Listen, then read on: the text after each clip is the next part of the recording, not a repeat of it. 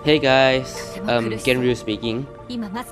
Before you panicked from reading the title, let me explain a few things first. So, before you do anything, before you click off, please let me explain what is gonna happen. So, before we begin, I would like to say that, yeah, I will still be doing Dimension Dragon Zoners. But, speaking of which, this video will come out after the first episode came out, but the video that I'm recording, which is this one, will be recorded first since I'm still writing the script. A little bit confusing, but yeah, I'll still be doing it. Second thing, this is just like an addressing video. I really don't want to make it, but I feel like people will bring it up, so might as well stop it here. Anyways, let's talk about the elephant in the room, shall we? The series in question is Izuku as Sun Wukong. Now, before you quote me that, okay then, well, you said that you aren't gonna do any OP series, and Sun Wukong is basically one of the most OP Chinese mythological creature out there. Aside from God, I think it's in Chinese myth they call him Yurai, but it's basically Chinese Buddha. To that I say, but yes and no. I mean, in some iteration he's busted at hell, and in some he's weak. Fact being mobile games, you can look at League of Legends, AOV or anything, stuff like that. They practically nerf his lower down to basically monkey with staff and then monkey see, monkey do. That's it. But if you're going with the original one, then yeah, you can make a case for it. So this will be the latter, which is the mythological version. So he's gonna be OP. Before you said that I'm not gonna do it, yes, I have to apologize, but I have a good explanation for it. I'll explain it when I get to the series itself, but I gotta address something first before we get to it. As you may or may not have known, TS is dying.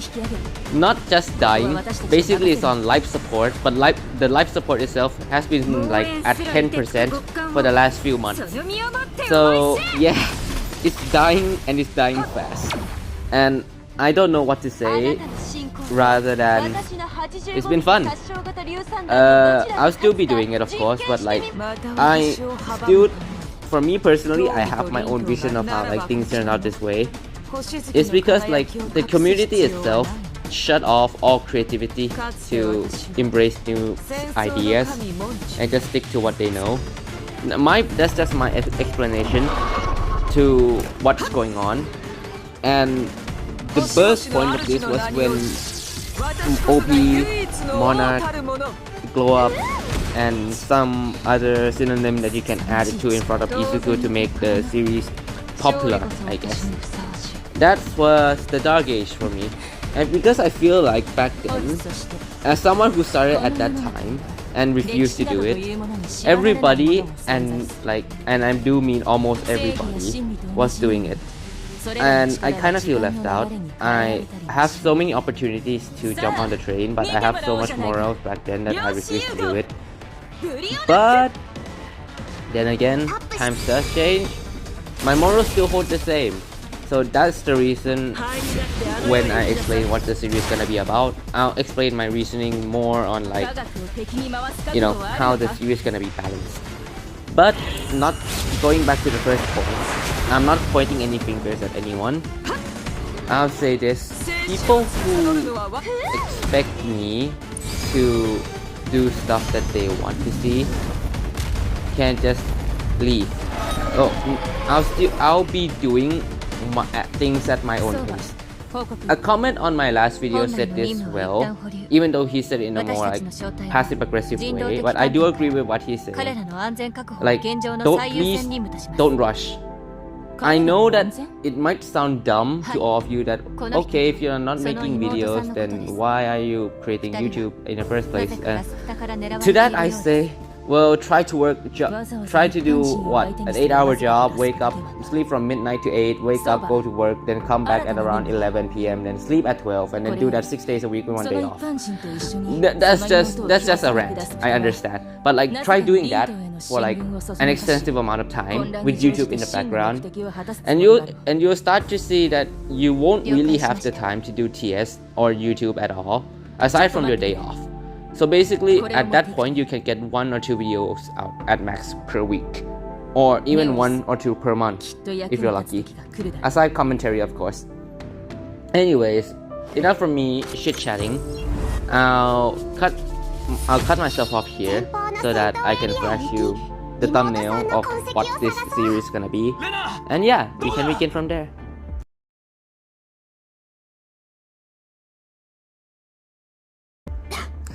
Now, believe it or not, the original take was way longer than that. I think it took like about 9 minutes. I cut off a lot of things, including name dropping a lot of people. But yeah, okay, the series itself is basically Izuku vs Wukong. Now, the design of the thumbnail is basically Wukong from Seven Knights. You might have heard me use Seven Knights as a series reference before, and this might be the last time or not, I'm not sure. I have a lot of ideas planned about it, but the game is shutting down. I think it's already have shut down like transaction around like a few days ago, give or take, and the game itself will shut down in May, if I remember. Yeah, I think it's around May.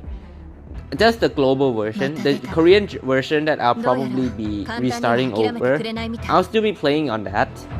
But most of you can't even play it if you don't have either an Android device or any, device that can download an APK, or Cool app, which is basically Android exclusive, or then again any phone that can download APK.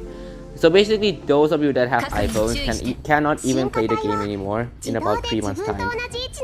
So we'll have to see. A great game have gone to dust, but either that, or I'll be doing more mainstream content. I'll probably be doing a mix of both, since you know me.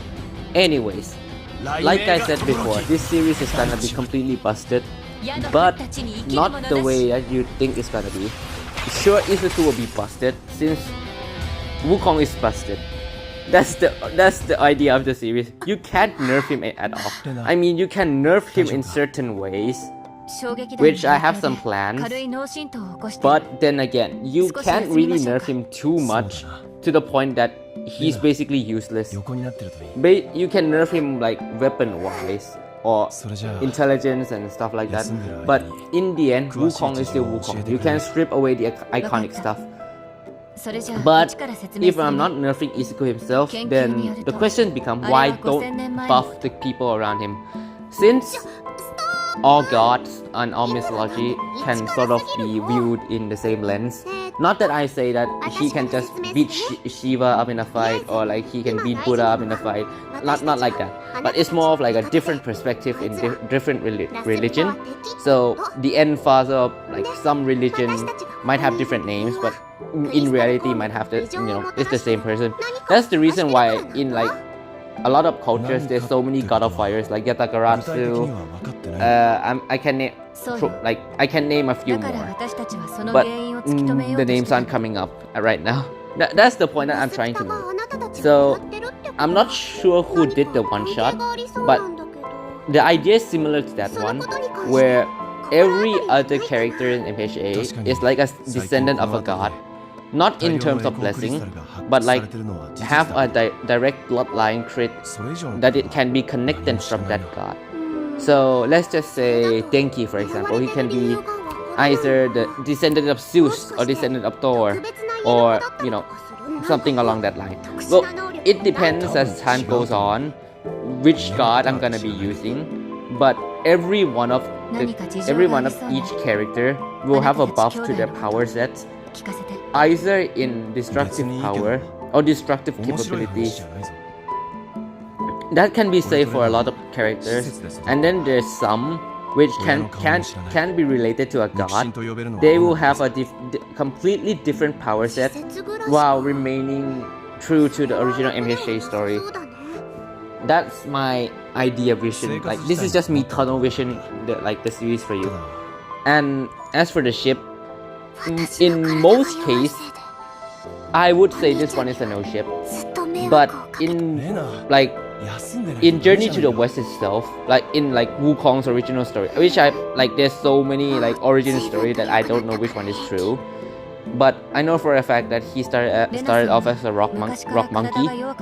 Then basically basically everyone in his forest got killed by demons that transformed themselves into a heavenly army. So basically that's the reason why he trashed heaven in the first place. Basically he have a lover back then. I'm planning to use her as a ship, but now here comes the question of who she will represent, because I can't do the same thing as Seven Knights, where basically Tam Samjang is a woman and Wukong basically have a thing for her. Well, sort of, at least. It is sort of heavily implied to be like that, but I won't go into that direction specifically. But if that comes to mind while I'm writing the series itself, I'll give it a second. Anyways, as for I think that's the balancing, that's the ship. Okay, now it's the plot. The plot will be stupid. I can tell you that for sure. You can say it's sort of like a mix between Record of Ragnarok, which will be a series of itself, and something along the line of like human killing, like not humans killing gods, but like gods killing gods. Since Wukong trashed heaven, he got sealed away, and when he wakes up again, he's been found in a world where all of the gods are dead, but their descendants remain. And like in terms of Buddhism and stuff like that, there's one day, I forgot which day it was, where Buddha basically opened the realms of heaven, earth, and hell. And basically everybody can see what is going on. Basically, if people from heaven can see people in the human realm and in hell, and vice versa for all three. I don't remember what day is called. Let's just say opening of heaven and hell. Then again, I don't know what the exact name is. Just bear with me on this one. And then after that happens, after Wukong is away, basically heaven and hell shut its door on earth, basically the human world. When he reawakens, somebody is trying to reopen the gates again. And it's sort of like his job to find out who or what is trying to open the gates again, because it's not completely in like the script yet, but the gods in this series are complete jerks. Yeah, it's gonna be like that. So yeah, I think that should be everything. And then yeah, I do apologize for all of the scuff talk, and this is just a non-edited version, no script whatsoever. This is just me talking into the mic and just explaining what is going on inside my head.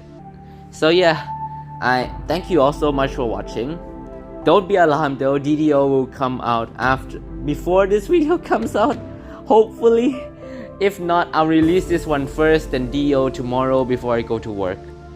So yeah, thank you.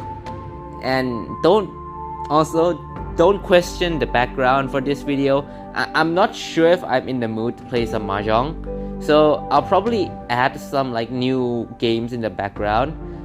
But then again, I don't know which game I'm gonna be playing today, like in terms of like relaxing.